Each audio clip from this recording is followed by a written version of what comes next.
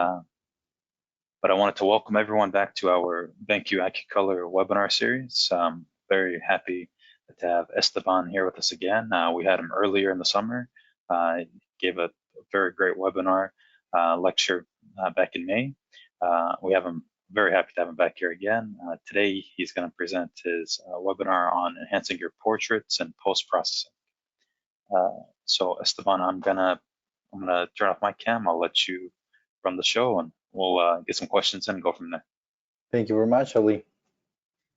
Hello, everyone. Welcome to another webinar with BenQ. I'm really happy to be here. It seems we were just discussing on the green room, like how it feels that it was. I thought that our last webinar was last year, but I just happened to realize it was early this summer. So I'm really happy to be back here with you to share some other knowledge about how to post-process your photographs. Today we're gonna be talking specifically about portrait, that I know it's a topic that many of you are interested in.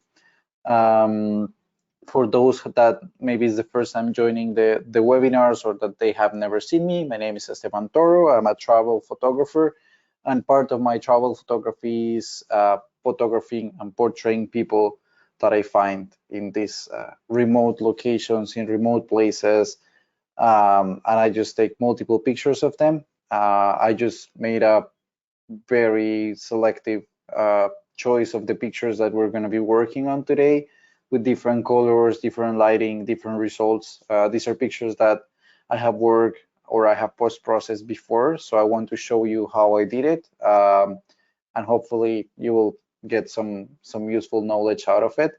Please, and this is very important, ask as many questions as you want. I really like to, I already know how to post-process my pictures. I already know how to use the software. So this is for you. My idea is to solve as many questions as I can. So feel free to drop in the chat all the questions that you have.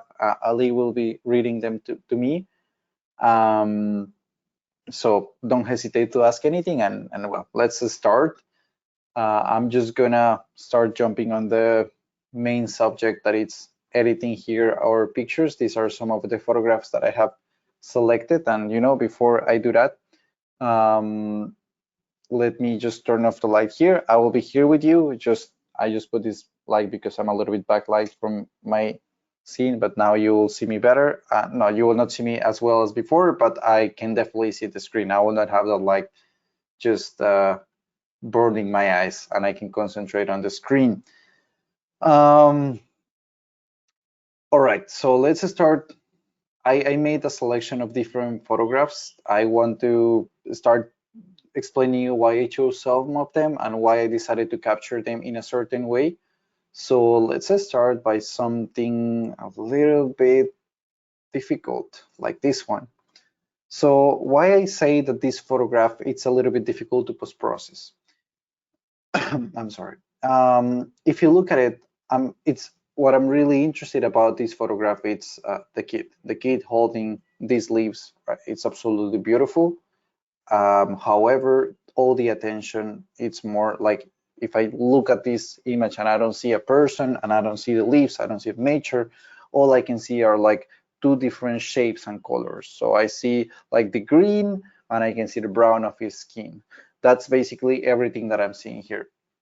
So if I try to isolate that, I just notice how the nature has more importance in the picture than his face or his body, because he's like, the nature is getting more light than his face. He's getting a little bit of light over here, which allows me to work perfectly, but I definitely want to change that. I'm sorry. And I want to give a little bit more of attention to his face and reduce the attention to the background. So how I'm going to do that? I'm working right now on Adobe Lightroom. So this is the software that I use all the time. I just import my picture into the software. We're not gonna go exactly into how the technical side of how to do it. And maybe this is important to mention to you. Don't worry if you have never used Adobe Lightroom, if you use any other software, if you're a beginner or if you're already an expert photographer. This webinar is focused on how to understand the post-processing.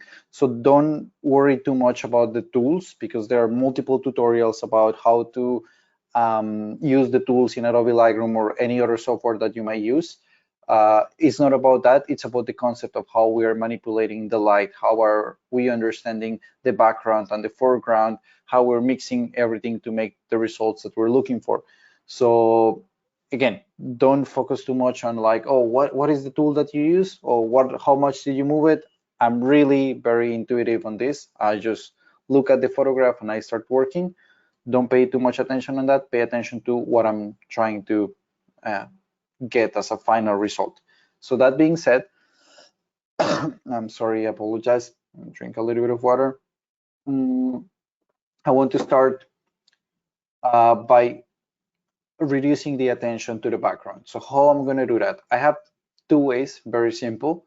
I can decide to use a brush. That will be one option that I have here in Lightroom, or I can select the subject. So if I select the subject, I will let the artificial intelligence of Adobe Lightroom to do the work. So the software is right now detecting the subject, and it's going to show me exactly who is the main subject. So let's see how well it does it. It does it pretty accurate. As you can see, everything that is in red is what it considers the main subject.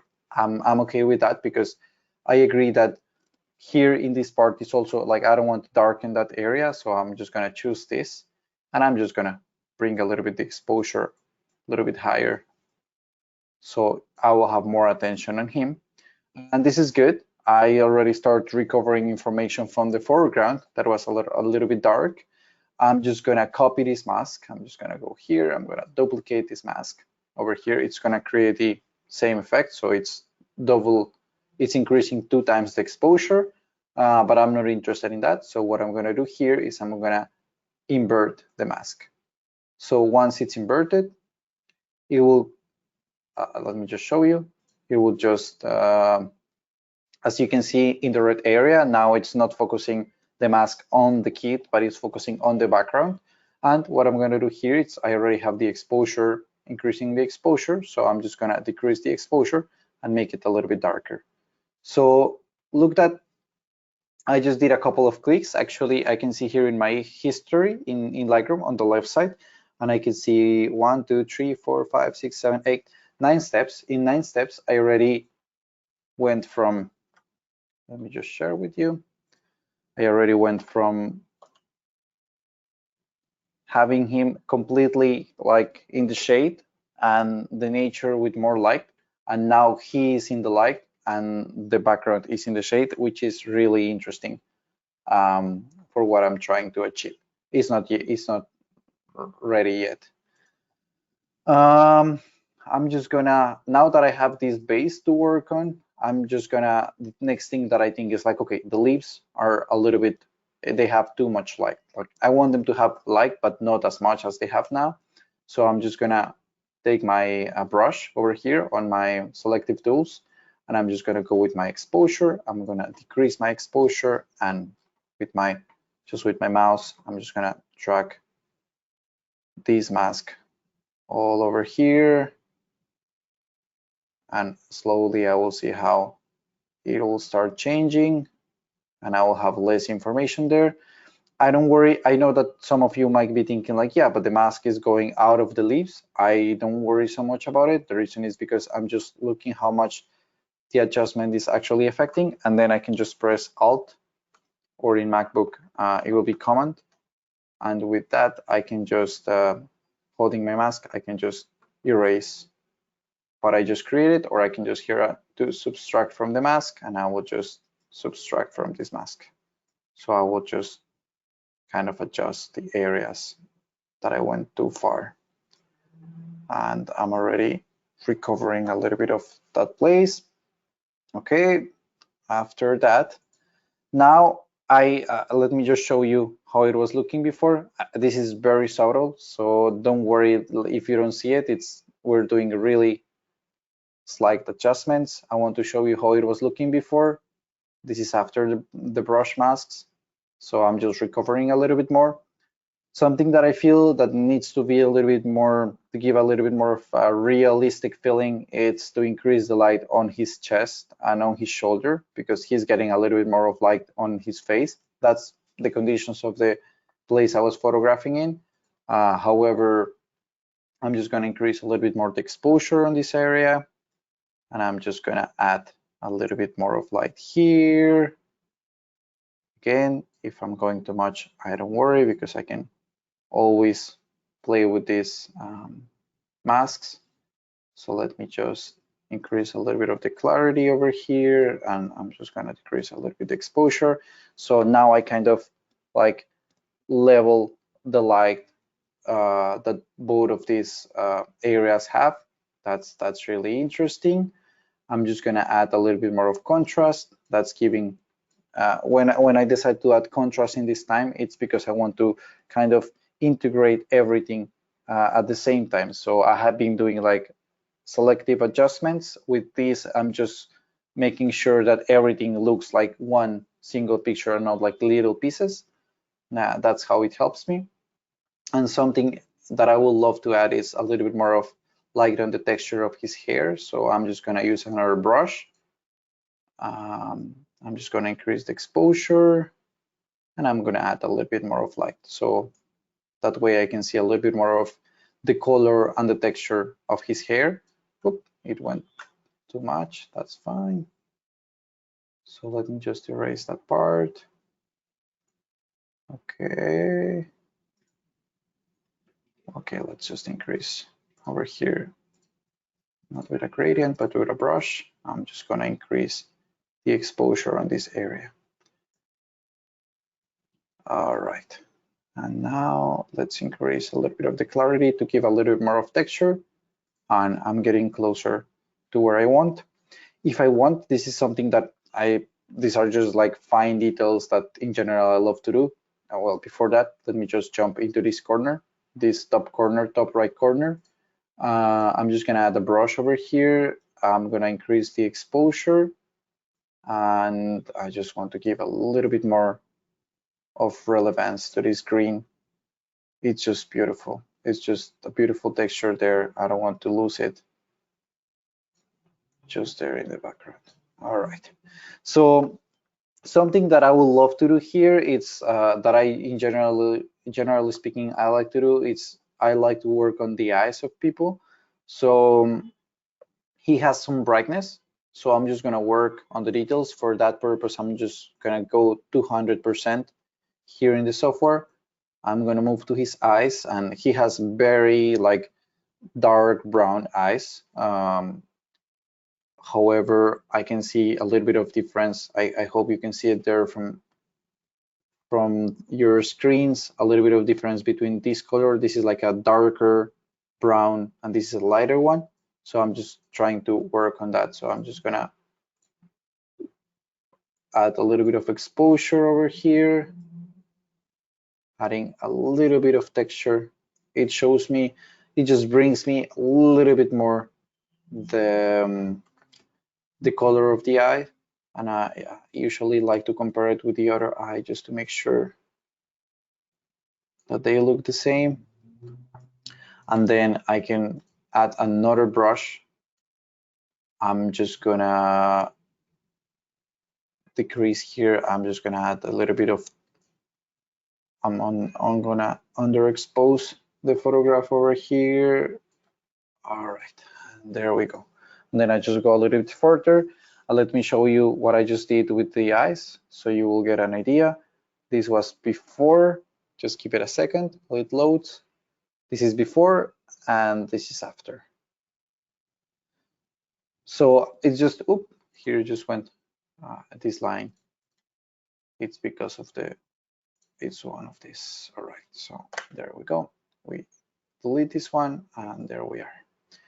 So I'm just adding a little bit more of texture. If I want, I can, if you notice so far, I haven't worked so much on the basics except a little bit of contrast. I'm just gonna try to add a little bit more of clarity. I started working by the details, and then I'm just gonna work on the basics, the generals of the picture. So I know that many of you will wonder why, like why would you start working on the specifics before you go, before you use the basics? And that depends on every picture. In this photograph specifically, I already know what I want to do. When I see the picture, let me just show you the before and after. When I see it on the left side, that's the before. I just look at the image on my screen and I think like, all right, the background has more light than the foreground. He is the main subject in the picture, so I need to recover the, the light on his face. I need to darken the background, and then I want to enhance a little bit of details of his face, his chest, some of the lips, and then I want to, yeah, just increase a little bit more on his hair, and that's all. And I'm gonna add contrast. So even before I'm even thinking about the tools that I'm gonna use or exactly the process, I'm looking at the photograph and I understand from the raw file how I want it to look after. And that's, to me, that's key to understand how to post-process any, not only portraits, but any photograph that you want to post-process, is just to understand before you even start moving all the settings and adjustments that you can adjust in your software. And I mentioned this because I have seen it in so many students of mine that they are, when they are starting to post-process, they first think like, okay, I don't know what to do to my photograph, so I'm just gonna start exploring with every single adjustment that I can just change and then see how it goes. And they have no clarity on how to post-process, how they want the final photograph to look like. So that's really important to keep in mind every time you're working on your photographs. I just want to add a little bit more of work on certain details. I'm just gonna use my brush over here to decrease a little bit of the exposure on certain leaves. And that's especially thinking if I'm gonna print this picture, which I probably will, I want to preserve as much detail as I can on certain areas of the image. So that's something that I'm trying to do here. I'm just using some brushes and underexposing those areas just a tiny bit. If it's too much, I will just go back and recover it. So this is how I will start processing my first photograph. This is actually the one we used to promote this webinar. I very much like this portrait. I think it's very pretty, very dramatic. The colors are nice. That's how I will start processing an image like this. I don't know, Ali, if we so far have any question, or I should go to the next photograph. Esteban, no questions, just a comment from Tom. He really likes the angle that you have the camera positioned in, and he is able to see your work. Yeah, that's great. That's great. Yeah, I like that you can see also how I'm like both ends of how I'm working with the, with desktop and everything, so you can see everything. I'm not doing anything strange or something that you can't see. That's really cool. I'm using, oh, for those that are wondering, I'm right now using my BenQ 321C. Let me tell you, maybe we will just have a quick break about it. I think it's really important to talk about it. Before I had this monitor, I used to work on a 43 inches monitor as well. That was pretty big. I used to love it. And then I started, like, Benki told me like, okay, try this monitor, you are gonna love it. And I just set it up the first day on my desk, and I was like, I absolutely adore this screen, and I got rid of my 43 inches one. And the reason it's because of the quality. I know it's hard to see because you're seeing through my camera, which make it a little bit harder to understand, but the way I can put it is that when I had my other screen that was really good, I could bring my prints and they will look similar, but if you have printed your images and if you have printed them in good quality, like in good papers like Hackney Mule or, well, any brand, you have noticed how the quality, like, you can tell this is a really good print, right? That's something I couldn't feel in my previous screen, but in this one, it's just like as if I'm working directly on the paper, which make it crazy. Like, I just bring my prints and I put them on the side of the picture, and it's just like working on paper. The quality of the screen, the matte, is just absolutely beautiful. Something that I'm really thankful, and maybe you can see it here. This is my studio. This is where I work, where I post-process my pictures. Is the shade. This shade really helps me to protect, especially as you can see, I'm working in a full of like window environment. So during certain hours, I get a lot of light, and I have, of course, shades and blackouts that help me to work completely in the darkness if I want.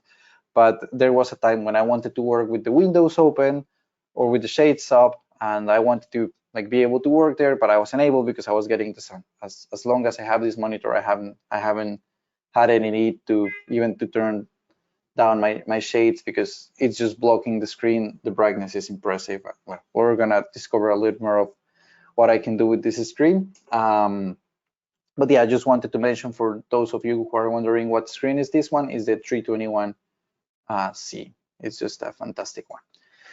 So let's jump to a very different image. Let's go to my cat. So let me introduce you Alaska. This is my cat. That's when she was 4 months old. I think that was maybe the first day when she came home. I just took this portrait of her, and I love it. Anyway, if you notice the first, not me before I even start moving things on my computer, I want to tell you what I want to do with this photograph. First thing that I notice is that the picture is too green. It can be because she is standing on, I think it's a blanket, and the light is coming through the window, but the window has like this kind of blue tint that makes everything inside look a little bit greener when I capture the photograph. So first thing I want to correct is the color. She has like white fur, so I really want the white to be white. And second thing that I want to do is I want to reduce a little bit the attention in the background, not so much because I think it helps to kind of to frame her in this white, endless white over there. Then I want to work in the lights and the shadow. And finally, I want to work in her eyes. I think her eyes are very spectacular, so I'm just gonna work on those details over there. As you can see, this is not a very remote picture on the other side of the world, but anyway, it's a portrait, so I like it. And it's really cool to also photograph pets. So I'm just gonna start working with the tint. I said that it was too red, sorry, too green, so I'm just gonna take it the other side. I'm just gonna compensate it. So if it's too green, I should just go to magenta, and that should make it better. Now, as you can see, now the whites are looking white. Another tool that I could use if I like is I have this white balance selector over here on Lightroom. So it asks me to pick a neutral target. So as you see, it just shows me kind of a zoom over there. So it's showing me how, let me just show you a good example of what shouldn't be taking here, something like this. If you notice here, it's showing like different colors. These are pixels. So it's showing me that it's not neutral at all. So if I want to pick up something neutral, I have to go somewhere that the colors are quite even or similar. So I'll just click here. And this is the suggestion that Adobe Lightroom is making. I honestly would rather stay with my own choice, that it's something like that. But of course, you can decide. This is, I mean, this is very subjective on the sense that this is a portrait that I'm doing for myself. This is not for a final client. But if, I don't know, if this is for any kind of, I don't know, like food for cats and they need to print this, I can't go subjective. I can't just present the client a picture like that and say like, yeah, this is how the cat looks like. So it will depend on exactly what you're looking for. And that's when relying on a good screen, it's really important. I can tell 100% that the images that I'm editing here on my screen will look exactly the same when I print them. If I print them with a good printer, that's another part of the whole process. But I couldn't do the same if I don't have a reliable screen. So just to mention that, I really like that from this one. I'm going to increase the exposure, so I will make the whites a little bit wider. I'm going to use the highlights, and I'm just going to decrease a little bit. Actually, I said I wanted to darken the background, but I'm not quite sure. Actually, I like the other way around. Yeah, I like to, actually, I'm just going to decrease the shadows. So now everything is a little bit, it has less contrast, but I will create a little bit of contrast after. And now I want to work on the lights and the shadows. So if I look at it, it's like certain areas of her body, like over here, here, maybe here, and certain parts here, they have shadows. So I just look for these natural shadows and I create a brush. I'm just gonna add, I'm just gonna add a brush here. I'm gonna decrease the exposure, underexpose over here, and I'm going to add a little bit of this. Don't worry, I know this is looking ugly. I know you're thinking about it. I'm also thinking about it. But all I need to see is where the mask is applying in the photograph. So I'm just working here, a little bit of details, and then I just go to my exposure. I almost go to 0. This is really, really subtle. It's just a tiny little bit that helps me to create a little bit more of depth. And I'm just gonna add another brush. I realize that I want to underexpose the bottom over here, so I'm just gonna decrease the bottom over here, maybe a little bit more there, and I start liking it here. I'm gonna add a little bit of contrast. Now it's looking beautiful. Let's see how it was looking before. I think it's improving. I like it. Just to be curious, let's try to, I'm just gonna select the subject. Let's see how the AI of the of Lightroom does. Let's see how it performs here. Detecting, wow, this is impressive. This is just impressive. So I just have the cat. What I'm gonna do with this mask over here, I'm just going to invert the mask, and I will try to underexpose just a tiny bit, just to try if it gives me a little bit of better feeling for the portrait or not, so I can compare. Let me see. Here is before, here is after. It's a tough one. I honestly, I feel that I like it more without it. So let's just leave it there. And now I promised that I was gonna work on the eyes. I usually like to do it on the portraits that I love. So again, she, the same as the picture before, she has multiple colors. So first thing that I should be looking for is the light. So if I see over here, she has the reflection of the window that I was just telling you. So this is white. So let's make this white, completely white. Let's increase the exposure with a brush over here. I'm just gonna add the exposure over here. So it will be really bright. It will shine. It will be beautiful. Now I can see that there is a really deep black over here. So I'm just gonna take the brush. I'm going to decrease the exposure, and I'm just gonna add shadow over here. And now I'm gonna take another brush. I'm gonna increase the exposure, and I'm gonna give a little bit of light on this area. That will make the eyes shine. Somewhere over here. And I think I'm gonna use a different one for the other eye because the light is hitting differently. So I'm just going to create another brush. I'm going to add an exposure, a little bit of exposure, and here it is. And lastly, I'm gonna add another brush. I'm going to decrease the exposure, and I'm going to create a little bit of shadow over here. You will see it.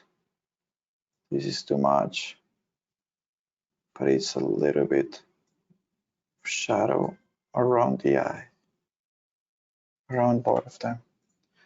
Now, the final test comes always when you zoom out, because that's when you can see if the eyes are looking too, I call them like too alien, that it's, let me just show you, like, as you can see, I like it now. I like it's very like bright, and I think it's looking beautiful. Look how this, just the increasing the exposure here on the light of the window was already beautiful.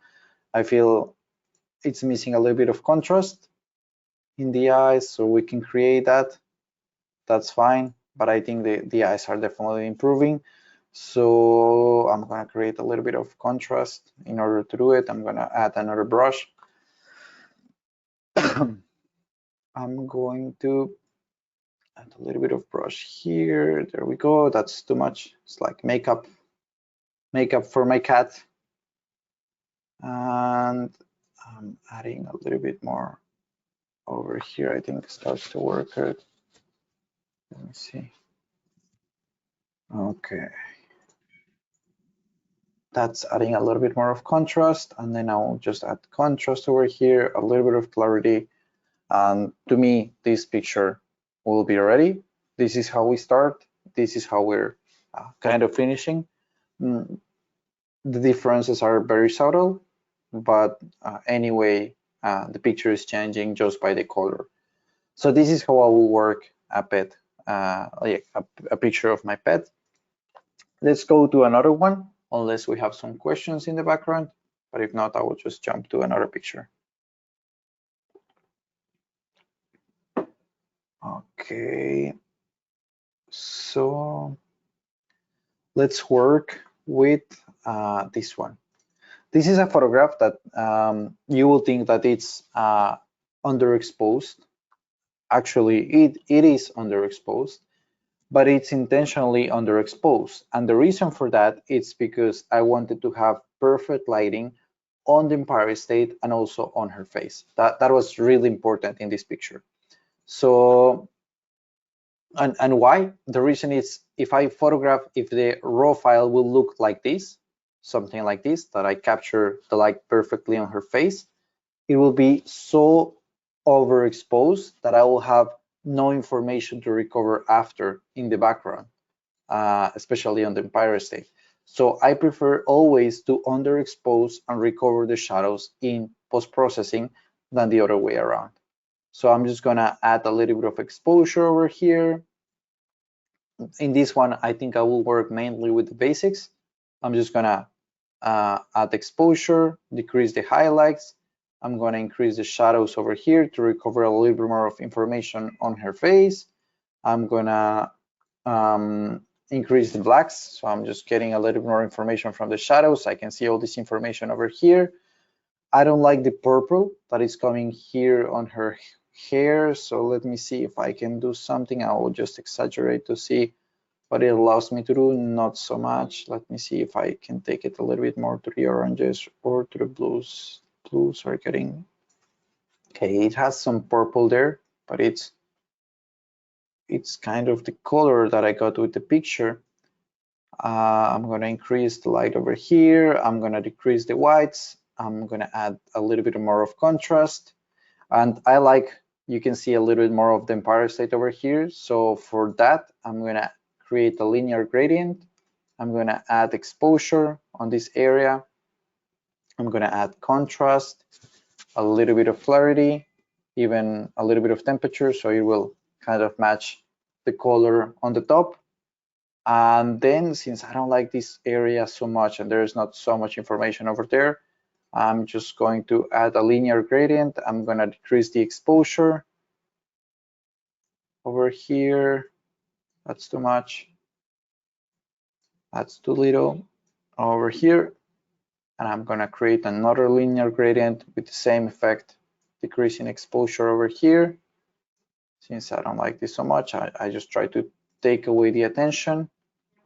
Let me recover a little bit more of the Empire State. So I'm just going to use the brush, decrease the exposure, and I'm going to recover the light over here. and I start having more information. So look, this was very simple. This was a few clicks, and we passed from an underexposed picture that had no information to a photograph that definitely has more information, more details. Now we can have details on her face, details on the background, and that's thanks to, let me just close there. Yeah.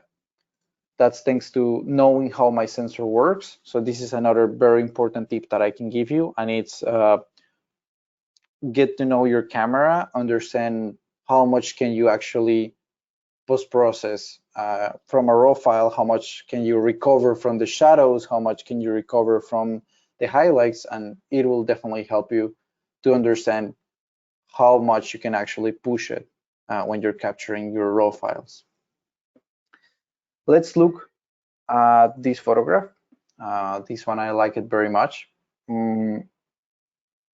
But again, it's a complicated image because she is not completely in the light. The light is actually on her dress. The background is also a little bit dark, so there is not so much information there.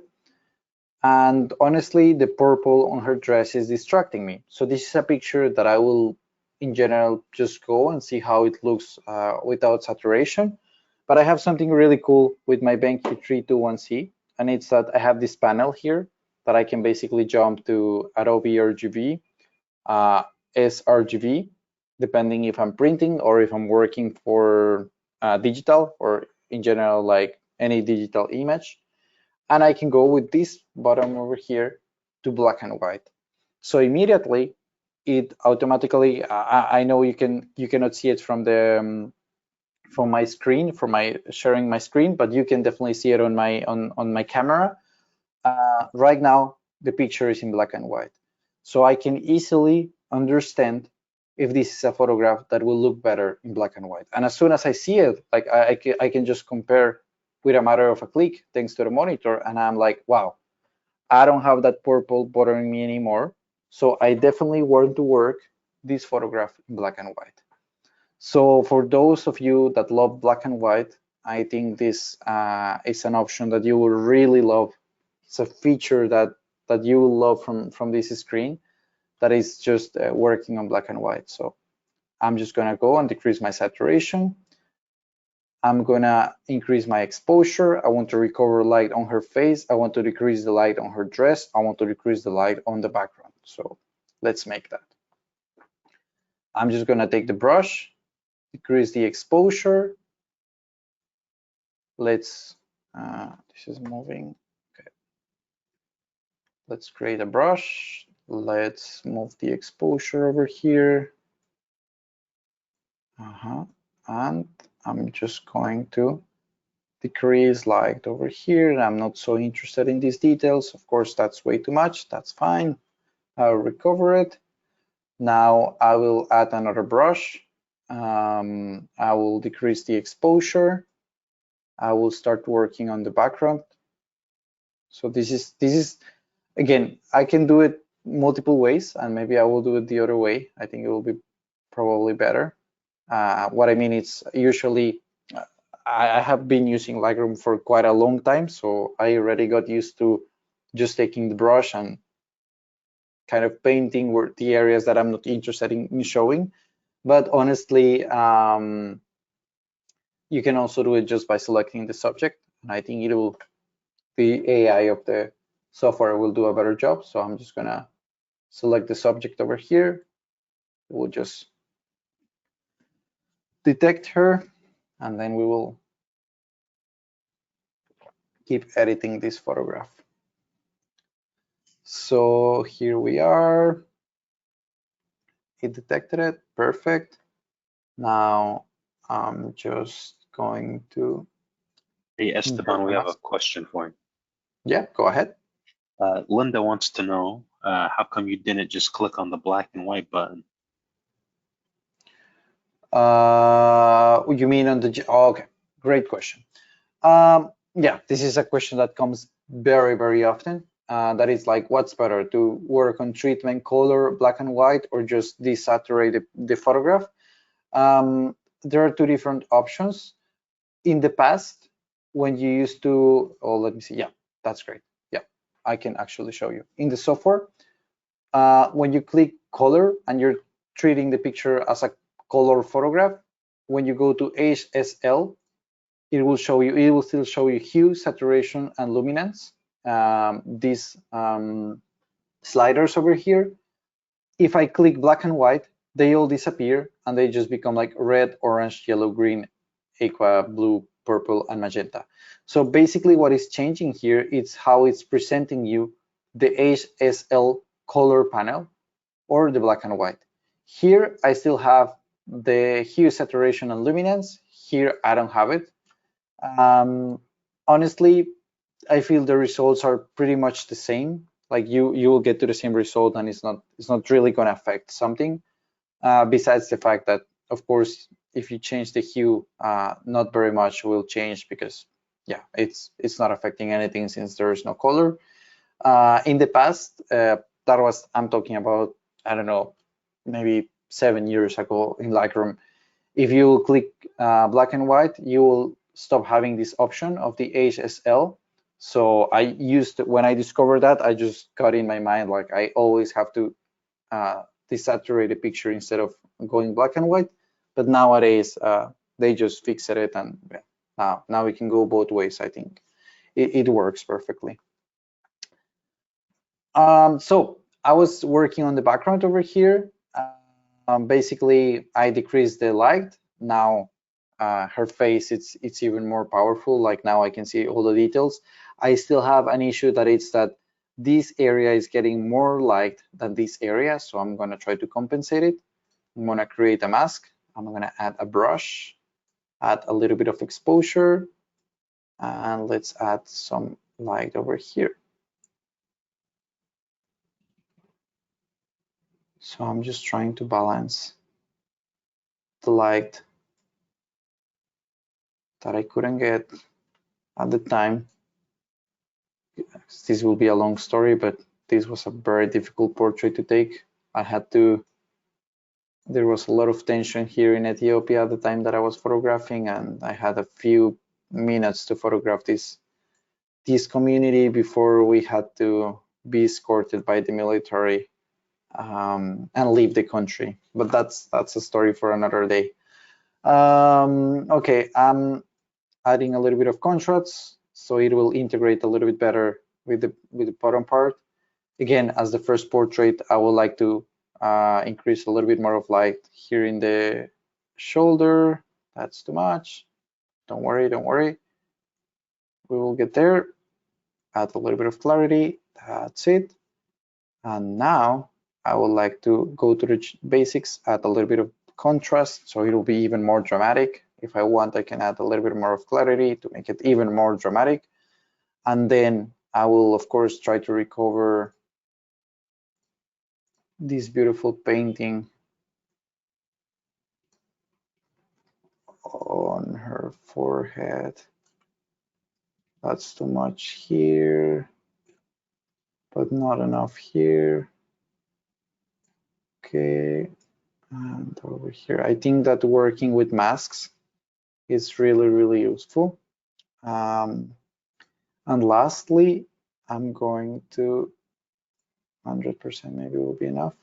Do the same operation in the eyes. I think it's maybe my biggest secret for portraits. I'm sharing it with you today. It's just working on the light here on the eyes, and you can see also a little bit here. That's for the other eye. As you can see, it's too much, so I'm just gonna leave it for this one, these masks, and this mask, and I'm just gonna, nope, not a gradient, wrong click.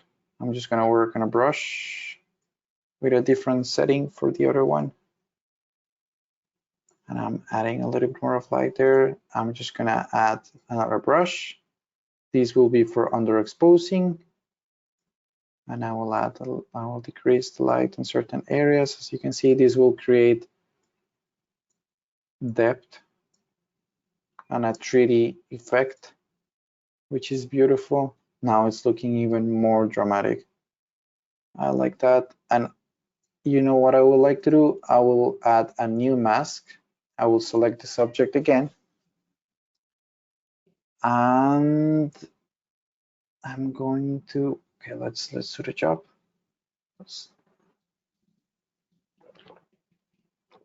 Okay, once it's selected, I'm just going to increase the clarity, but only for her, so I can decrease the clarity in the background because it's giving more detail, and I don't want that. I think the background has nothing interesting. I mean, it's a texture. Yes, it's interesting, but nothing to add more attention to. And I think after this, you can see how now the picture has more attention, is stronger, creates more of an impact, and I'm playing with the available light. I'm doing the best I can on location, but once I come back to the studio, I can work on certain details. And I will work maybe on this picture trying to balance that the light will not be so different, working on certain details over here, the same situation, just adding more light, lights and shadow in this area to make it, full of details, more dramatic, recovering a little bit more. So when I print this picture, it will be absolutely, yeah, just stunning and breathtaking, and you will feel something when you look at this photograph. Something that I think it's really important to consider when you want to work on your pictures. Of course, it's the available light, how you're photographing the people that you're photographing, where you're photographing them, all this photography side of it. But there is also, as you might need a monitor, a really good monitor, I suggest you also to have a really good mouse if you're into mouse. Or of course, I have my tablet, my digital tablet over here that I also work with sometimes when I want to work in certain details. That depends really on how comfortable you feel like doing manual drawing, or if you feel more comfortable with a mouse. That's really like a personal choice. So having good tools, having especially tools that help you to work properly on your studio, having your own space to work. And maybe you will be wondering why I'm saying this. I know that many people work on their laptops. It's super comfortable. I personally use my laptop for multiple things, but not for editing. And the reason for that, it's because I want to be sitting on my desk with a good screen that has a good size that I can actually, if you notice, and that's why I wanted to do this camera, like when I'm looking in front, I can see like everything that my eyes are looking at is just the screen, the four corners of the screen. So to me, this is the perfect size just to be focused on the picture, looking at the light, looking at the color, forgetting about the rest of the environment around me, and just working on that. So this is something that I will not be able to choose if I'm working on a laptop and I'm just sitting on, I don't know, I'm sitting on my bed or on my couch and I'm just moving all the time. The light is hitting differently. You will never get the same results. So get good tools if you really want to do photography, and if you want to post-process your images. I think it's really important to have the right tools to work. Esteban, one more Yeah, question. go ahead. Tom wants to know, what are the advantages and disadvantages of using a larger single monitor versus using smaller dual monitors? I think that depends on what you're working. If you're working video, I think it's better to have even large monitors and dual monitors, and even sometimes I have had in the past in previous settings in studios, I have had 3 screens. What I don't like personally, but this again comes to a personal choice, is when you have the 2 screens in front of you and you have exactly the edge of each screen in the middle. because then you end up doing, it's maybe just a matter of position, but you end up like turning to one screen to work, like something like that. And I don't like, let me just turn the light so you can see me. You end up turning your neck, something like this. And if you're gonna work for long hours or just like this, it can be just painful, and I don't recommend it. While if you work at one screen, a large screen that allows you to frame your whole image in one screen, you will be able just to look at it. So that will be, in my experience, the advantage. Again, I have worked with multiple, well, I don't have the pictures here, but I have had multiple studios with different settings, different screens, and I have come to realize that this is the one that I like the most. It's just one screen, one beautiful, like beautiful, reliable screen that I can look at, that I know that the colors are accurate, that even if I'm working with sun right in front of me, I will be able to see exactly what I need to see, that I will send the files to print and they will look as exactly as they are looking in the screen. I think that's the main difference to me. But again, if you're working video, then you will need multiple screens. So when I'm working video, because I do, what I do is that I usually connect another screen, an additional screen that helps me to have my timeline or my files. Sometimes this is a very curious setting that I have had, that it's like in my laptop, I will transfer the timeline, and in my iPad, I will have the files, because it's not something that I need to be constantly looking at. So I will just have like the screen here, I will work on the timeline, and then I will, well, just kind of have a different setting depending on what I'm working on. But yeah, that will be kind of the answer.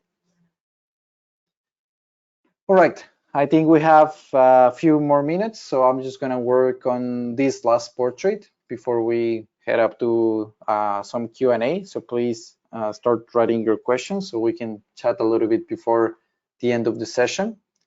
This is a portrait that I like very much.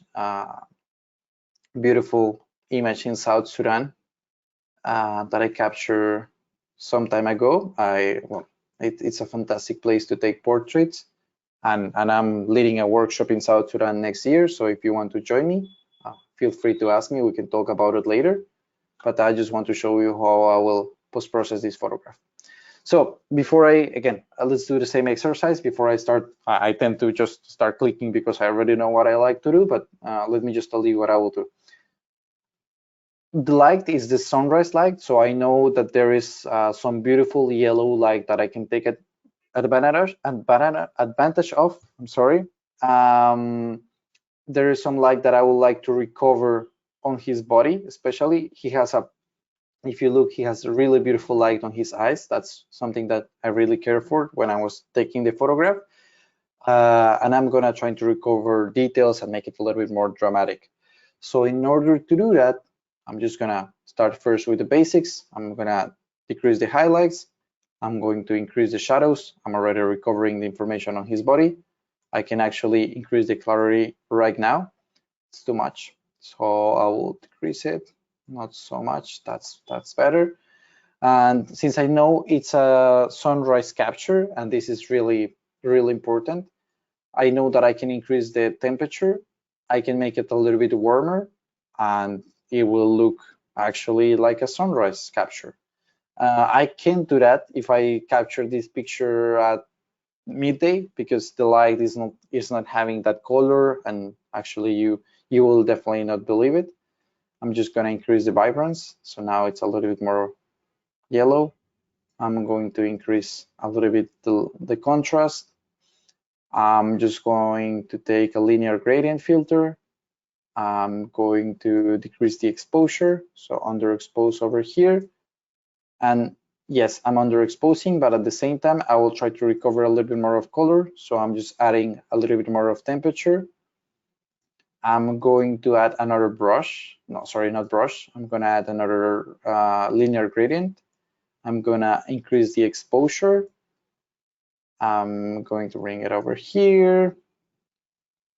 and add a little bit of contrast, a little bit of clarity, and it's getting more and more dramatic as I just work on this photograph. Let me just actually bring back a little bit more of the whites. I want to recover that information, add a little bit of clarity. Let's just see how it's looking before and after. I like it. I just feel now it's going to yellow. I got too excited. So let's go back a little bit. Let's add a little bit more of contrast and something like that. I don't like the back. There's the back of a cow over here. So I'm just going to decrease the light over this area. That's better. Less attention there. I will try. Sometimes I like to work with the before and after because it helps me to understand. It's normal that when you're working on these files, you feel like, oh, I'm going way too much. No, you forget that you're going way too much. So I think the before and after is a good reminder of where you started. So you will not end up with a very exaggerated editing. And I made this linear gradient. I think this is good. I just don't like that it's looking too green. So I'm just gonna modify the tint a little bit. That should make it a little bit better. Actually, I'm just gonna change it for the whole picture. Make it a little bit less green and a little bit more pinkish. That might allow me exactly to work a little bit more of the temperature and something like this. I think somewhere there very quickly I'm getting to the result that I'm looking for. So there you can see the before and after. There was no color on the left side. There is like just like a white kind of background. Here I made it like I stress more on the sunrise. It was sunrise.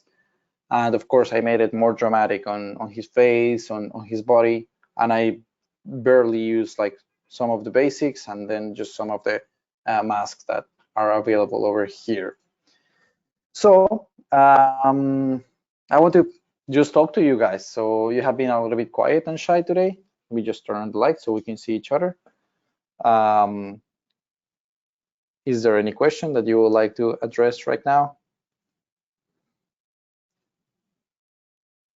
No questions yet. We'll hold off a few minutes, see if any pour in. But Linda left a comment. She said, "Wow, beautiful." No, that's great. That's great. Thank you, Linda. I appreciate it. As you can see, and as I was sharing with you, Ali, I prepared multiple images. Each one of them have different challenges when editing them. Unfortunately, time just flies, and it's just 1 hour. We will need to do another webinar to keep working Definitely, on yeah. some portraits. Definitely. We'd love to have you back again. Your work is incredible, and if they want to see more of your work, do you recommend they visit your website or your Instagram? Sure. So actually, let me just show you since you're all seeing my screen. Don't look at my emails, please. This is the thank you. All right. This is my website, estebantoro.com. Here you can see more of my work, and yeah, you can discover a little bit more of what I do. There is like portfolio about photography and film. And also you can see my Instagram. It's Instagram, it's Esteban Toro M. So here you can find also, here you can contact me and we can talk further if you have any questions, if you want to discuss, I don't know, any of the photographs that we have talked about today. If you want to talk about monitors, I can also give you some reference, and actually Ali is giving you some, we're gonna send you some link that you will be able to use some discount if you want to get the 321C. It's a fantastic monitor. You can see here some of my experience. I made a video where I'm sharing with you how I use and capture all these photographs, and well, I'm constantly sharing my work. But if you want to see like what's new, what workshops are available, or where I will be in the next months, you can just check on my website. Also, it's important to mention I will be with BenQ on Adobe Max. So if you're going to be in Adobe Max, you can stop by the booth, or you can just stop and say hi. We will be around. We will be just chatting, and I will be glad to answer any question if you have in the future. Okay, Esteban, Linda has a question. What basic monitor can you recommend? I guess I can answer that one for you, Esteban. Linda, if you don't want something as large as the 321C, that's our 32-inch model, we do have an SW240, which is a 99% Adobe RGB monitor. It's 24 inches, so I would recommend that one for photography, especially if you want to have the work quality that Esteban was showing today. And I'll leave that in chat for you. Yeah, definitely try to get a smaller one, but um, don't go with some monitor that is not specialized for photography. I think that's very, very key. That would be my main advice. There are so many monitors, but the color accuracy, um, it's something that I cannot describe how beautiful it looks on this screen. I just wish I could bring all of you here to my studio and you will see it with your own eyes. I think that'll be the best way that you will really see it. It doesn't compare to working on any laptop, no matter what brand you're using. Um, it doesn't compare to working to any other, like, yeah, regular monitor that is available in the market. And the cool thing is that if you have a laptop, I've been talking about laptops, if you have a laptop and you don't want to work on your laptop, you want to create your own space, you can bring your desk, connect your laptop to your screen directly, and it will work exactly the same. All that I'm encouraging you, it's don't work directly on the screen of your laptop if you're post-processing images. That's as simple as that. Absolutely. And Tom has a question. Well, first he said the SW240 is great. And then he's asking how often do you calibrate your monitor? Tom, we recommend every 2 months. Some people calibrate more often, some people calibrate less frequently, but about every 2 to 3 months we'd recommend. How about you, Esteban? Yeah, and I think if you have depending on on the device you're using to calibrate it, you can even leave it permanently in your desk, and it will automatically adjust your monitor to the light you're using. That will help. That will help a lot. I have to confess that I don't do it as often as I should. um, but anyway, it works fantastic. Yeah, I think I've been doing it every 6 months, which I know is not ideal. Confession time, but yeah. Maybe a That's how it topic for a works. future webinar. That's correct. That's correct. I have to, and this, yeah, this is really hard. I know that many photographers also don't do it. Some others are really pretty strict with doing it.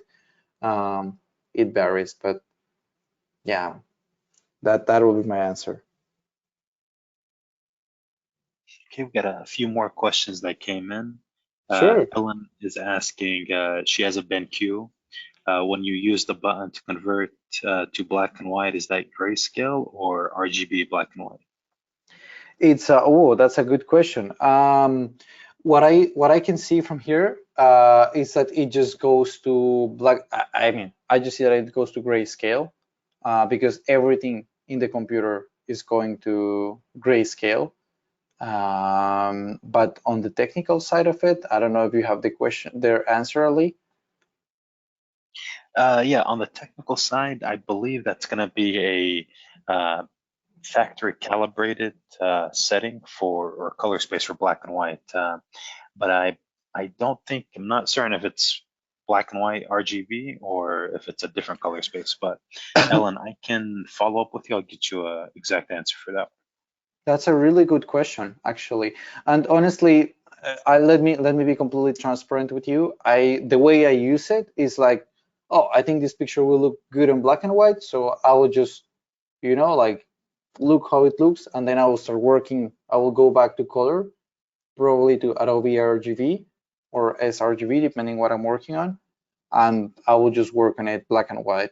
It's kind of a quick way for me to look if it will work on black and white instead of converting them. So look, even if I have an edit like this group of pictures, and I just go black and white, I can see like, okay, maybe, you know, the one of my cat, this one, maybe this one is looking, let me just highlight them so you will see what I'm talking about.